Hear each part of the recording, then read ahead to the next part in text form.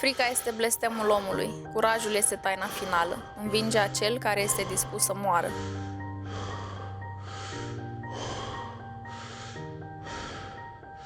Cred că de la 3 ani, când făceam cu tata antrenamente de arte marțiale și, bineînțeles, apăram toți copiii neajutorați de la grădiniță. Apoi, la 9 ani, când am intrat într-o sală de arte marțiale și am fost foarte pasionată de antrenamente și de luptă. Și prima oară când mi-am dat seama că de fapt asta o să fac pentru tot restul vieții ca o carieră, a fost la vârsta de 16 ani, când am ajuns în Japonia. Am întâlnit legende ale K1-ului și atunci mi-am dat seama că așa vreau și eu să ajung, să devin ca și ei. Orice vale dă valoarea unui deal. Efortul își arată roadele când o persoană refuză să se oprească. Nu, eu de fapt nu mă bat, eu mă lupt și poate pare un fel de a spune așa un pic empiric sau idealist, că nu lupt cu cel din fața mea, lupt cu mine însă. Dar cei care au intrat într-un ring știu ce înseamnă de fapt să lupți cu tine însuți, să te lupți cu neputința ta, cu frica ta. Este un mare curaj să intri în ring. Lupta începe, de fapt, cu prima oră a dimineții, care am deschis ochii și conștientizez că e încă o zi. De fapt, e un nou început. O iau de la zero total. Și atunci lupta nu are cum să fie câștigată. Și, de fapt, nici măcar nu cred că menirea noastră este să câștigăm lupta. Menirea noastră și datoria noastră este să luptăm. Pentru că odată asumată lupta, victoria este a ta, chiar dacă rezultatul nu e favorabil. Lucrurile de genul acesta foarte fine se descoperă în situații extreme. În situații extreme reușești să dai la o parte toate măștile pe care ți le-ai creat încă din copilărie. De fapt vezi cine ești, ce ai devenit, cum ai crescut. Cred că mă număr printre sportivii aceia puțini care reușesc să țină aceeași notă și în sală și în ring. Sunt la fel de focusată. În meci sunt cel mai focusată pentru că, de fapt, mintea face diferența și orice secundă de neatenție te poate costa, de fapt, tot. Dacă nu ești conectat la sursa de energie, care e mintea și inima, e degeaba. Un luptător, oricât de talentat ar fi, oricât de bine pregătit ar fi, dacă nu are inima aceea de luptător, adică de curaj, de încredere, de putere mentală și sufletească, atunci nu va putea niciodată să intre în ring și să facă față. Că e mult mai greu în viață. Pentru că în ring, ceea ce e foarte diferit de ceea ce se întâmplă în viața de zi cu zi, în ring poți să iei atitudine. Ți se cere să iei atitudine. Adică jobul tău e să iei atitudine. Și asta e minunat. Ești liber. Ești liber să te exprimi în regulile care ți s-au dat. În societate, de fapt, noi trăim ca niște zombi. Suntem niște zombi teleghidați și când apare unul care zice câte ceva, e marginalizat imediat pentru că vorbește altceva decât ce vor ceilalți să audă. Și atunci nu ai cum să te conectezi la oameni.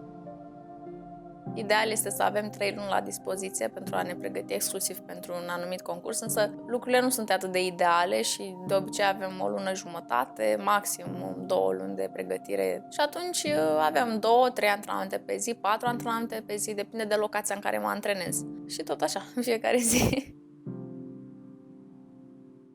În general, fetele sunt mult mai serioase, fără să supăr băieții. Nu se plâng atât de mult ca și băieții. E și în firea femeii să ducă multe, să suporte dureri foarte mari. Diferența între mine și un bărbat nu e decât cea fizică, dar ca inimă, o femeie poate fi mult mai puternică decât un bărbat. Visele se îndeplinesc prin consecvență, prin echilibru, visând la ele în fiecare clipă. Și nu o să spun că visele se îndeplinesc foarte greu și cu chinuri și cu sacrificii, pentru că nu e neapărat așa. Depinde foarte mult de cum îți setezi intenția. Și dacă tu simți că lucrurile se vor așeza ușor și bine și în echilibru, atunci lucrurile se întâmplă. Și visele se îndeplinesc fiind într-un echilibru cu tine însuți, în primul rând. Când dau greș, cad și mă ridic. De câte ori e nevoie.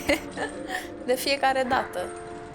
Deși am fost la un pas să renunț la luptă, să mă declar o victimă, recunosc, am fost acolo și timp de o zi am fost victimă.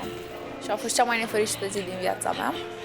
Și atunci mi-am dat seama că, de fapt, nu asta contează că ai căzut. E normal să și cazi, contează să te ridici. Și a cădea nu e cel mai greu lucru pe care ți se poate întâmpla, pentru că de jos te poți ridica. Când ai ajuns sus, de acolo nu e decât un singur drum și ăla e în jos, din punctul maxim unde să te mai duci. Atunci când iei bătaie, nu este o senzație plăcută. Simți că mori, simți că ăla să te omoare. De fapt, asta îți transmite. Și atunci, cum faci față la chestia aia? Cum te aduni? Cum îți aduni toată voința? Pentru că, totuși, noi trăim într-o societate modernă în care foarte puțini oameni mai simt pericolul morții. Să fie un pericol de moarte iminent, cum era acum 500 de ani. Acum nu mai e așa. Ci intri în ring și începi să simți chestiile alea. Da, toate culturile din spatele tău și pe care le-au practic la tine și... Ca obiecte, da. Ca ce reprezintă?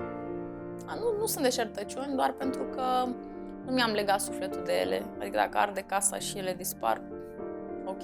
Ele sunt tot pașii transformării mele, știi? Și a muncii mele și că pomul se cunoaște după roade. Știi? Cumva ele sunt rodul muncii mele. Că degeaba urlam eu în sus și în jos că sunt mare campioană și aveam jumătate de cupă. Nu poți picta icoane în orice stare. Și a picta icoane este și asta o formă de luptă, pentru că duci o luptă cu mintea, ca mintea să-ți rămână focusată în ceea ce pictezi. În prezent e foarte greu să-ți mai păstrezi mintea într-un singur loc, pentru că sunt foarte multe atracții exterioare care te defocusează. Și atunci e greu să pictezi o icoană, nu e atât de liniștitor precum pare, însă pe mine mă deconectează și mă ajută să cresc tot pe partea sportivă. Adică atunci când pictez o icoană, o pictez și îmi place foarte mult, dar după câteva ore îmi dau seama că, ok, nu asta îmi place să fac cel mai mult, nu asta mă pasionează cel mai mult și abia așa să mă întorc în sala de antrenament. Eu nu cred că Dumnezeu e sus în cer, Dumnezeu e în noi, e în fiecare din noi. Și nu asta, nu spun ca și cum fiecare dintre noi e un Dumnezeu, pentru că nu cred în asta. Și Dumnezeu chiar e în noi și lucrează în noi și prin noi. Eu nu prea mă uit în sus, adică de obicei mă închin dacă vreau să-L salut pe Dumnezeu. Atenția pe prezent este cea mai mare energie pe care o poate avea cineva. Și asta încerc să lucrez în fiecare zi. Prezentul, practic, e timpul nostru care ne-a fost dăruit și cu care lucrăm și e materialul nostru de cel mai mare preț. Ideea e că trece foarte repede. E ca fresca din biserică. Dacă nu o pictezi în timp util, se usucă și nu mai poate fi pictată. Așa e și cu prezentul. Adică nu zic că e o cursă contra cronometru. Profesorul meu de la facultate ne spunea ceva foarte, așa, care m-a impactat probabil cel mai mult din ce am auzit în facultatea de teologie. Și el ne spunea, suntem responsabili de timpul mântuirii noastre. Nu-l irosiți. Prezentul e tot ce avem, trecutul a trecut, de viitor nu suntem siguri. Prezentul, acum, să facem 100% din ce avem, cu ce avem și cum avem. De fapt, asta e lupta, să te perfecționezi și printre multe alte lucruri care trebuie să îmbunătățite și starea de a fi prezent mereu. Toate sunt deșertăciuni, în fond. Cred că, de fapt, de asta mi-e și greu să păstrez foarte mult prezentul. Pentru că îmi dau seama că toate sunt deșertăciuni.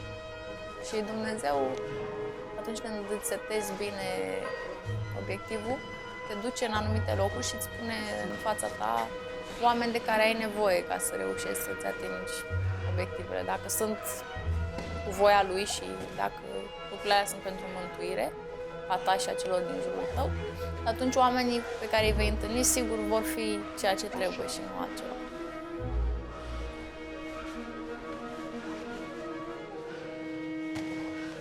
Și e foarte important ca oamenii din care te tragi să fie alături de tine, să te susțină. Cred că e cel mai important, de fapt.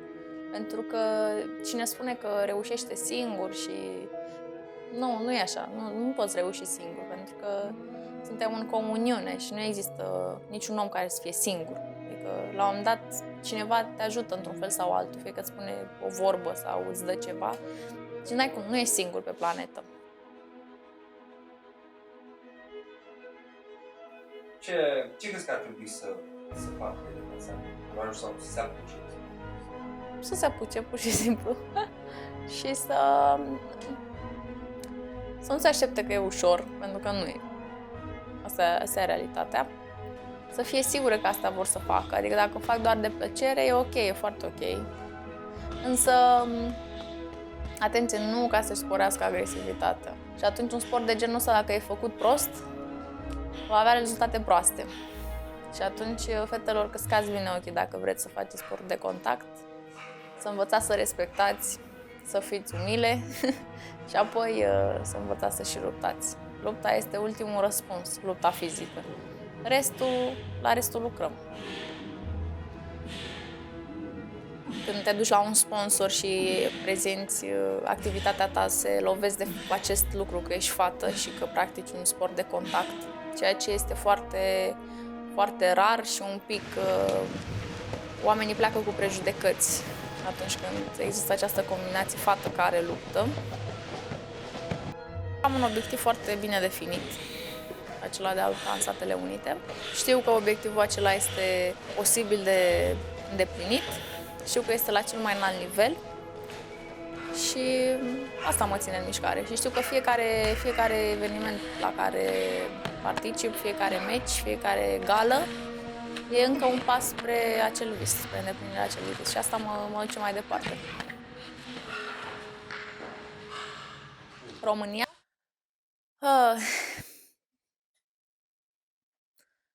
Înseamnă aerul pe care îl respir.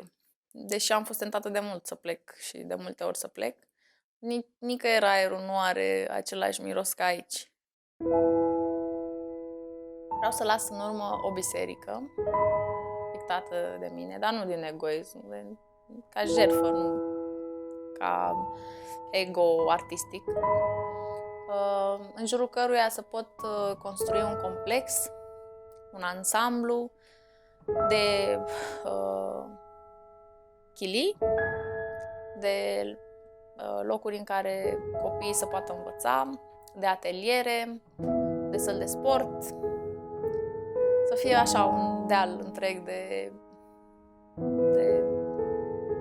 așa ca un cuibar în care să se formeze oameni. Și în general sper să pot reuși și sigur o să reușesc să iau cât mai mulți copii fără părinți și să-i bag în acest cuibar și să crească români adevărați, să aibă valori ortodoxe, să știe istoria neamului nostru și ei să fie generațiile viitoare, care vor fi greu de manipulat și băgați așa în trendul ăsta global. Asta vreau să las.